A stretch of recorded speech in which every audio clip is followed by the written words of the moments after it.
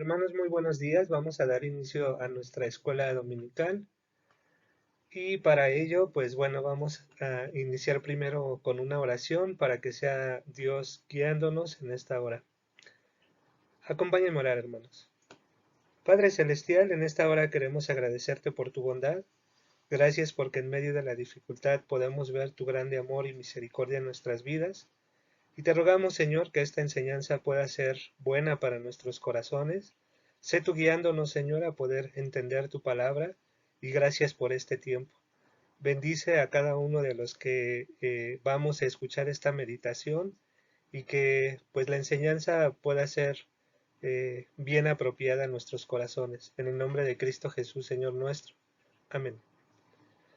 Bien, hermanos, pues el día de hoy quiero comenzar haciendo una pequeña lectura eh, de un escritor que acaban ustedes ver el nombre en pantalla, Lewis, que es un irlandés que nació en 1869, murió en 1963. Y este hombre, pues bueno, fue maestro de filosofía, literatura medieval y renacentista en Oxford y Cambridge. De hecho, una de las grandes características de este hombre es que, por supuesto, es cristiano, pero en algún momento él fue ateo. Y después de ser alcanzado por el Evangelio, él se dedicó a escribir diferentes obras literarias, pero a diferencia de cualquier otra obra normal, pues su intención de Lewis era pues dar enseñanzas teológicas, pero de una manera mucho más creativa. Y él escribió algunas obras como las que ustedes están viendo en pantalla, pero hoy voy a leerles un segmento específicamente de una de sus obras que se llama en español Cartas de un Diablo a su sobrino. Y bueno, en esta narrativa pues hay dos personajes. La idea de este libro es que pues se supone que en este mundo alterno, por así llamarlo, pues los demonios se les encomienda la tarea o se les encomienda la vida de un paciente. Un paciente es aquella persona a la que ellos tienen que tentar, de tal suerte que cuando termine la vida de esta persona, ellos acaben en su reino. Su reino, pues obviamente es el reino del diablo, ¿no? Y para ellos el enemigo, para estos demonios o estos diablos, pues es Dios mismo, ¿no? Entonces, la trama es que le dan su primer paciente a un tentador novato, por así llamarlo, y este es instruido por su tío, un demonio que se dedica a tentar a las personas, pero ya muy experimentado. Y pues bueno, la narrativa va en cartas, ¿no? Entonces en la segunda carta que le escribe el demonio experimentado, que se llama Scrutopo, le escribe a su sobrino, que se llama Orugario, ¿no? Entonces les voy a leer esta pequeña porción de esta carta, porque tiene mucho que ver con lo que nosotros vamos a analizar en esta mañana. Dice así la segunda carta de Scrutopo a Urugario. Dice, veo con verdadero disgusto que tu paciente se ha hecho cristiano. No te permitas la vana esperanza de que vas a conseguir librarte del castigo acostumbrado. De hecho, confío en que en tus mejores momentos ni siquiera quieras eludirlo. Mientras tanto, tenemos que hacer lo que podamos en vista de la situación. No hay que desesperar. Cientos de esos conversos adultos, tras una breve temporada en el campo del enemigo, han sido reclamados y están ahora con nosotros. Todos los hábitos del paciente, tanto mentales como corporales, están todavía de nuestra parte. En la actualidad, dice este demonio experimentado al demonio novato, la misma iglesia es una de nuestras grandes aliados. No me interpretes mal, no me refiero a la iglesia de raíces eternas, que vemos extenderse en el tiempo y en el espacio, temible como un ejército con las banderas desplegadas y ondeando al viento. Confieso que es un espectáculo que llena de inquietud, incluso a nuestros más audaces tentadores, pero, por fortuna, Se trata de un espectáculo completamente invisible para esos humanos. Todo lo que puede ver tu paciente es el edificio a medio construir, un estilo gótico de imitación que se erige en el nuevo solar. Pues bien, hermanos, esto era lo que yo quería leerles, sobre todo por la descripción que da Lewis acerca de esa iglesia con raíces eterna que va con sus banderas desplegadas oleando al viento, y cómo en esta narrativa él nos dice, bueno, el demonio describe a esta iglesia como algo que se expande en el espacio y en el tiempo, y eso es justamente lo que vamos a ver el día de hoy, esta iglesia invisible que se expande por todo el espacio y por todo el tiempo y que tiene raíces eternas, ¿no?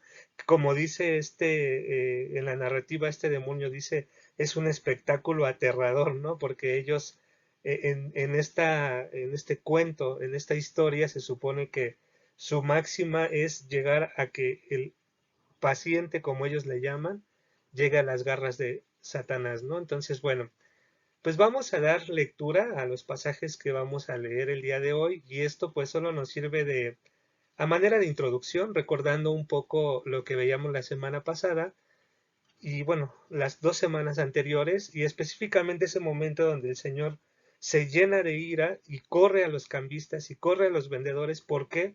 Porque han hecho la casa de oración de su padre en un mercado, ¿no? Entonces vemos eso en la actualidad también. Podemos decir que existen este tipo de corrientes que pues lo único que están haciendo es beneficiarse utilizando de una manera equivocada el nombre de nuestro Señor. Pero bueno, pues vamos a continuar con esta enseñanza. Hoy terminamos con el capítulo 2 y viene un capítulo 3 que es realmente extraordinario, pero bueno, vayamos a leer los pasajes que hoy vamos a meditar, hermanos. Acompáñenme, por favor. Bien, lo pueden ver ustedes en pantalla. El título así viene en la escritura. Nuestro Señor Jesús, perdón, conoce a todos los hombres. Juan 2 del 23 al 25. Y leemos en Juan 2:23, dice, estando en Jerusalén, en la fiesta de la Pascua, muchos creyeron en su nombre, viendo las señales que él hacía.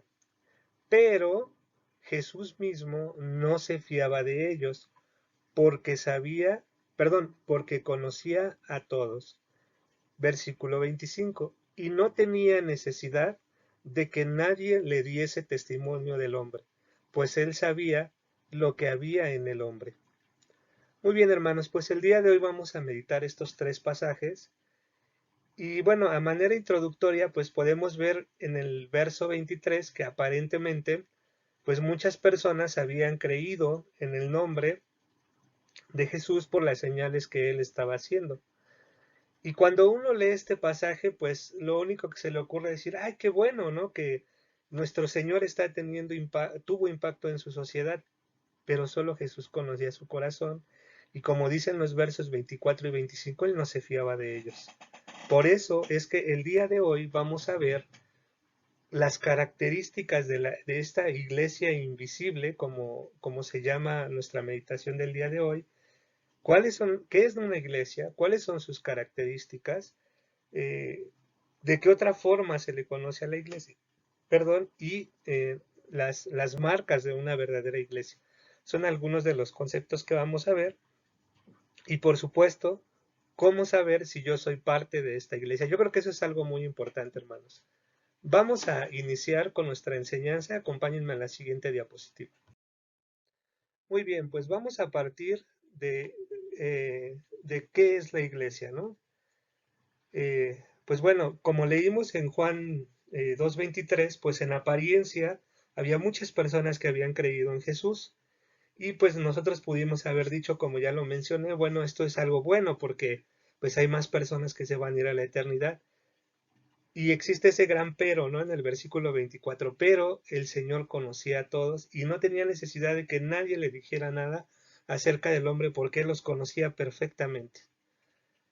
Y bueno, pues esto pues surge alguna duda en nosotros en decir, bueno, ¿y yo soy parte de esa iglesia? ¿Yo soy parte de aquellos que sí creyeron o soy parte de aquellos que el Señor no se fía de ellos porque dice, bueno, este puede que no, puede que sí, ¿no? Bueno, pues para ello primero vamos a ver qué es la iglesia. Bueno, ustedes ya lo tienen allí en pantalla. Si gustan, me pueden acompañar a leerlo. Dice que es un grupo de creyentes llamados, esto es algo muy importante, llamados y congregados de en medio del mundo. Es una comunión de santos, es decir, de quienes por la palabra y el Espíritu Santo reconocen en Cristo el Salvador, al Dios verdadero, le adoran y en fe participan de todos los bienes de Cristo, ¿no? Entonces, como pueden ver, ya ahí al menos nos está dando ciertas características de qué es la iglesia. Dice que es un grupo de creyentes, por lo cual entonces nos está diciendo que la iglesia no es un espacio físico, sino que es el grupo de creyentes santificados en Cristo, salvados por Cristo, y que ese grupo de creyentes en su conjunto forman a la iglesia. Por lo tanto, pues a veces nosotros decimos, bueno, vamos a la iglesia, pero no nos referimos al grupo de creyentes, sino a un espacio. Lo cual, pues bueno, podríamos decir que es un error, porque la iglesia es un grupo de creyentes. Entonces, decir ir a la iglesia es ir con el grupo de creyentes que están en un edificio. Entonces, a lo que a veces nosotros llamamos iglesia no es otra cosa más que un templo, si nosotros queremos llamarlo en esos términos, ¿no? Entonces, esto es muy importante porque hay algunas características que ustedes están viendo. Dice que son llamados del mundo, es decir, eran del mundo, pero ahora son parte de algo diferente. Eh, Tienen comunión entre ellos, creen en la palabra, por el Espíritu Santo reconocen que Cristo es el Salvador, que Dios es el verdadero Dios, le adoran y también participan de todas las bendiciones que nosotros tenemos en Cristo, ¿no? Otra característica de la iglesia es que es universal. ¿Por qué o qué significa esto de que sea universal? Porque todo lo abarca, se extiende por todas partes del mundo y sobre todas las épocas, y ni el espacio ni el tiempo la limitan. Es decir, es un grupo de creyentes que siempre ha existido, ¿verdad? En cada generación, en cada época de nuestro tiempo, siempre ha existido este grupo de creyentes llamados, santificados por Cristo Jesús, ¿no? Y bueno, ahí hay una controversia, recordando que eh, pues existe la Iglesia Católica Romana y que ellos acuñaron, o bueno, más bien ellos adoptaron este título de católico que significa universal, pero pues pues esa no es la Iglesia Universal de Cristo, ¿no? Más adelante vamos a ver algunas de las características de la verdadera Iglesia de Cristo. Y bueno, tenemos dentro de la iglesia, podemos dividirla en dos partes, ¿no? Por un lado, la iglesia militante, que es aquella que lucha hasta hoy contra la carne, el mundo, el príncipe del mundo, que es el diablo, la muerte, y bueno, que esta no va a ser liberada hasta que estemos con el Señor, ¿no? Esta es la iglesia militante, no los que actualmente estamos vivos. Y la iglesia triunfante, pues es aquel grupo de creyentes llamados también por Dios, que ya libres de todas estas cosas que mencioné, como la carne, el mundo, el pensamiento del mundo, pues ahora gozan de nuestro Señor, pero ya no en este momento, sino podemos decirlo así en términos sencillos, que la iglesia triunfante es todo ese grupo de creyentes que ahora está con nuestro Dios, gozando de Él ya tal cual es nuestro Dios, ¿no? Entonces, bueno, aquí tenemos algunas de las características que podemos distinguir a una iglesia. Ahora vayamos a ver algunas de las formas como se le conoce y qué es lo que nosotros hemos obtenido para ser parte de esta iglesia, ¿no? Acompáñenme, por favor. Bueno, como ustedes pueden ver en el título, nuestro Señor Jesús es la cabeza de la iglesia y la iglesia es su cuerpo, ¿no? Ahora, algo muy importante, hermanos, antes de continuar, es que la única forma como nosotros podemos ser parte de esta iglesia es ser llamados por Dios, pues bueno, aceptar ese regalo que el Señor Jesús hizo en la cruz por nosotros, y no en términos de que te acepto o no te acepto, ¿no? No, sino en términos de que hemos sido llamados y que este llamado es irrevocable, es irrechazable, y por lo tanto, pues hemos creído, ¿verdad?, en nuestro Señor Jesucristo, porque Dios nos dotó de esa fe y nos ha revelado a su Hijo Jesucristo como único Salvador, como único ser que pagó por nuestros pecados, ¿no? Entonces, para ser parte de esta iglesia tienes que ser nacido de nuevo, tienes que haber depositado la fe que Dios te dio en Cristo Jesús y reconocer que Cristo ha pagado por tu pecado. Es algo muy importante. Y cuando tú eres una nueva criatura o te reconciliaste con Dios a través de Jesucristo, pues bueno, eres parte de este cuerpo. Y no solo eso, como ustedes empezarán a ver algunas características que voy a mencionar. Ahora eres ciudadano de una patria que no es esta patria, y leemos ahí en Efesios 2:19. Así que ya no sois extranjeros ni advenedizos, sino ciudadanos de los santos y miembros de la familia de Dios.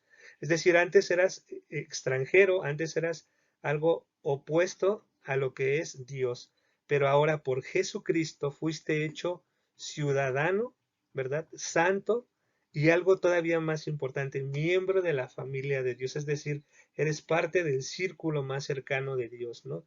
¿Eso por qué? Porque creíste en Jesús como tu único y suficiente Salvador. Ahora, la iglesia está formado de ambos pueblos del pacto. ¿Cuáles son estos dos pueblos? Bueno, pues el pueblo judío y el pueblo gentil.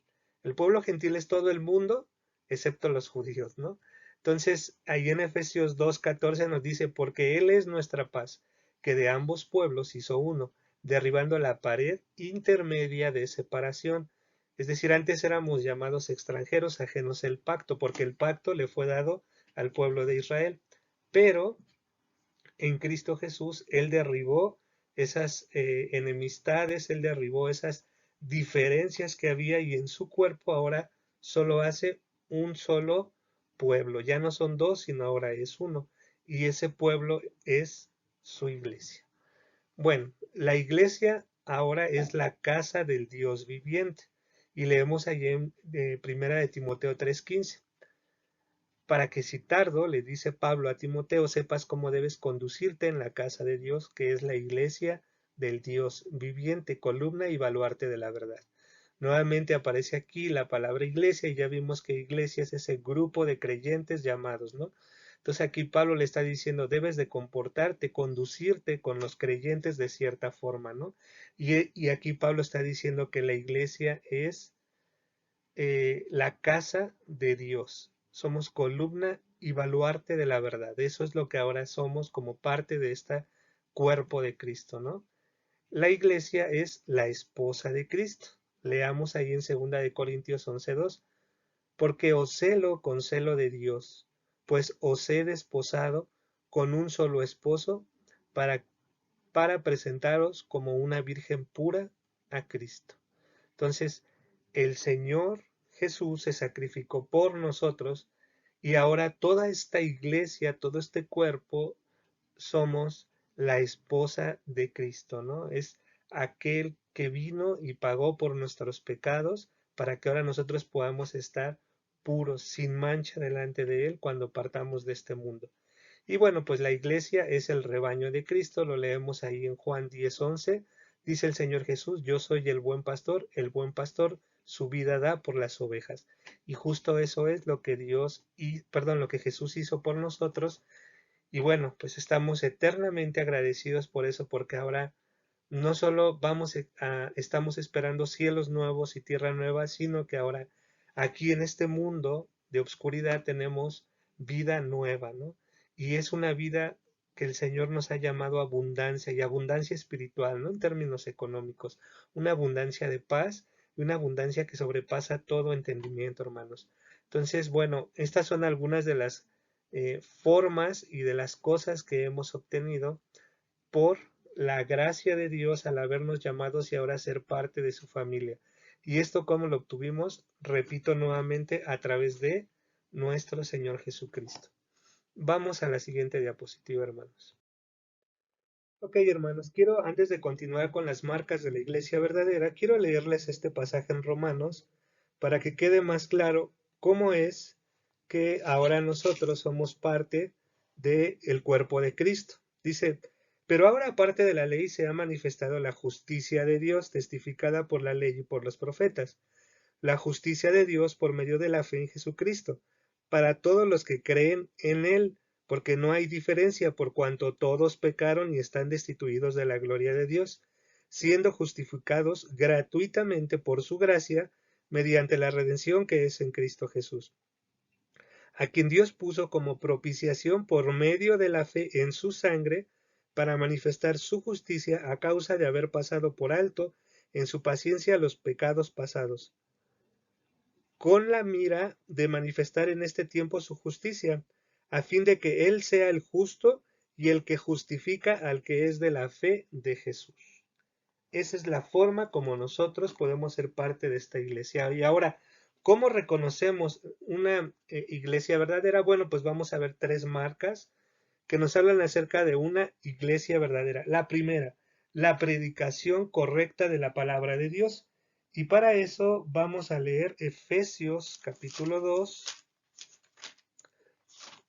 versos 20. Efesios 2, 20. Dice, edificados sobre el fundamento de los apóstoles y profetas, siendo la principal piedra del ángulo Jesucristo mismo.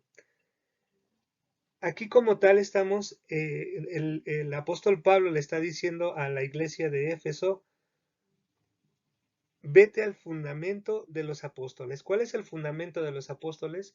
La creencia de los apóstoles, ¿no? Si nosotros vamos también con el mismo apóstol Pablo a Primera de Corintios 15, dice, además os declaro, hermanos, el evangelio que os he predicado, el cual también recibisteis, en el cual también perseveráis, por el cual asimismo, si retenéis la palabra que os he predicado, sois salvos, si no creísteis en vano. Porque primeramente, fíjense, esto es el evangelio, esto es la clara predicación de la palabra, porque primeramente os he enseñado que lo que asimismo recibí, que Cristo murió por nosotros, por nuestros pecados, conforme a las Escrituras, vean, el apóstol Pablo dice conforme a las Escrituras, y fue sepultado y que resucitó al tercer día, conforme a las Escrituras, y que apareció a Cefas y después a los 12. Después apareció a más de 500 hermanos a la vez, de los cuales muchos viven aún y otros ya duermen, ¿no? Entonces, una de las marcas de una iglesia verdadera es que predican correctamente la palabra de Dios. Eso no quiere decir que sean perfectos, pero que siempre su doctrina se basa en el Evangelio. Y recuerde que también a los Gálatas, en el capítulo 1, les dice, si yo o un ángel del cielo o alguien más viene y les predica otro evangelio diferente, anatema sea, es decir, maldito sea, ¿no? Entonces, una marca de una iglesia verdadera es que predica correctamente la palabra de Dios, que no lucra con ella, ¿no? Que siempre ofrece el evangelio como el Señor Jesucristo lo dio, sin diluir, sin agregar, sin quitar, sin esconder, sino la palabra tal cual es, ¿no? Entonces, esa es una de las marcas de una verdadera iglesia, ¿no? Ok, la siguiente, la correcta administración de los sacramentos, ¿no? Y bueno, vamos a un ejemplo en Hechos 2, capítulo 42, dice, y perseveraban, se está refiriendo a pues todos aquellos hermanos que creyeron en el primer discurso de Pedro, dice, y estos que creyeron, dice, perseveraban en la doctrina de los apóstoles, es decir, en la correcta predicación de la palabra, en la comunión unos con otros, en el partimiento de pan y en las oraciones, es decir, estos hermanos estaban perfectamente eh, convencidos de que ellos tenían que perseverar en la doctrina de los apóstoles, que es conforme a las escrituras, ¿no? Y bueno, la correcta administración de los sacramentos, pues por un lado, los únicos sacramentos que el Señor Jesucristo estableció son el bautismo, ¿verdad? Del cual él participó, y de la Santa Cena, de la cual él también participó, ¿no? Y ahí en Primera de Corintios, vamos todos para allá, ahí el Señor nos habla acerca de lo que es la institución de la Santa Cena, Primera de Corintios 11, dice, porque yo recibí del Señor lo que también os he enseñado, que el Señor Jesús, la noche que fue entregado, tomó pan, y habiendo dado gracias, lo partió y dijo, tomad, comed, esto es mi cuerpo, que por vosotros es partido, haced esto en memoria de mí. Es una instrucción del Señor Jesús. haced esto en memoria de mí. Y el otro, pues bueno, es el bautizo del cual también él participó, ¿no? Entonces, la correcta administración de estos dos sacramentos, pues también habla de una iglesia verdadera. Y el último punto, pues bueno, la disciplina eclesiástica justa y honestamente aplicada. Y para eso vamos a leer Mateo 18, del 15 al 18. Dice, por tanto, si tu hermano peca contra ti, ve y repréndele, estando tú y él solos. Si te oyere, has ganado a tu hermano. Mas si no te oyere, toma a uno contigo. Perdón, toma aún contigo a uno o dos, para que en boca de dos o tres testigos conste toda palabra. Si no, si no los oyere a ellos, dilo a la iglesia, es decir, al grupo de santos, lo que nosotros estamos viendo. Eh, bueno, y si no oyere la iglesia, tenedle por gentil y por publicano, ¿no? Es decir, aquellas personas que cometen algo constantemente necesitan ser exhortados en el amor y en la palabra del Señor. Primeramente uno, si se da cuenta, si esto no es suficiente, llevar a otro, y si no es suficiente, llevarlo delante de la iglesia, y si éste no hiciere caso, la escritura dice tomarle por publicano, ¿no? Es decir, no tengas nada que ver con él, ¿no? Entonces, estas tres marcas, hermanos, son marcas evidencias de una iglesia verdadera y de las cuales nosotros debemos de estar atentos, ¿no? Siempre debemos de estar atentos si en el lugar donde nos congregamos estas tres cosas están ahí. Y si no, bueno, pues buscar la manera de que esto así sea, ¿no? ¿Por qué? Porque el Señor no está poniendo claramente que estas cosas son necesarias, ¿no? Bien, vamos bueno, aquí la siguiente pregunta es, ¿cómo sé que yo soy parte de esta iglesia verdadera? ¿Cómo sé que yo soy parte de esta iglesia invisible que se extiende por el espacio y el tiempo, ¿no? Nosotros llamamos a la iglesia visible pues a todas las personas que ahí están congregadas en un lugar. Ajá. Puede ser una iglesia que tenga estas tres marcas verdaderas, pero dentro de esa iglesia nosotros no sabemos quiénes realmente son parte de la iglesia verdadera, de esa iglesia invisible que se extiende en el espacio y en el tiempo y que no está limitada ni acotada. Entonces, ¿cómo nosotros sabemos si somos parte de esa iglesia invisible? Recordemos, la iglesia visible pues es ese grupo de creyentes que vemos en el templo, pero en realidad nosotros no sabemos, no conocemos esos corazones. El Señor sí, lo vimos ahí en Juan 24, 23, 2:23 dice, y muchos creyeron por las señales que él hacía, pero recuerden ese gran pero, es importante, dice, pero el Señor no se fiaba de ellos porque los conocía y no necesitaba que nadie le fuera a dar testimonio de los hombres porque él conocía a los hombres. Entonces, él conoce quiénes son parte de esa iglesia invisible, de esa iglesia que va, como describía Lewis, ¿no? Triunfante, ¿no? Con las banderas desplegando, oleando hacia el viento, esa iglesia que va luchando firme adelante, ¿no? Y nosotros no sabemos, pero ¿cómo yo puedo saber que soy parte de esta iglesia? ¿Se podrá saber o no, hermanos? Bueno, acompáñenme a la siguiente diapositiva. Bueno, pues ya estamos aquí y lo mencionaba hace un momento, ¿no? Aquí está este gran pero, ¿no? Pero Jesús mismo no se fiaba de ellos porque conocía a todos. Y no tenía necesidad de que nadie le diese testimonio del hombre, pues él sabía lo que había en el hombre. ¿Quién podía engañar en ese momento a Jesús? Muchos vieron las señales y creyeron y se quedaron admirados y sigue pasando hoy en día. Muchas personas cuando tienen problemáticas se acercan, se resuelve la problemática y se van.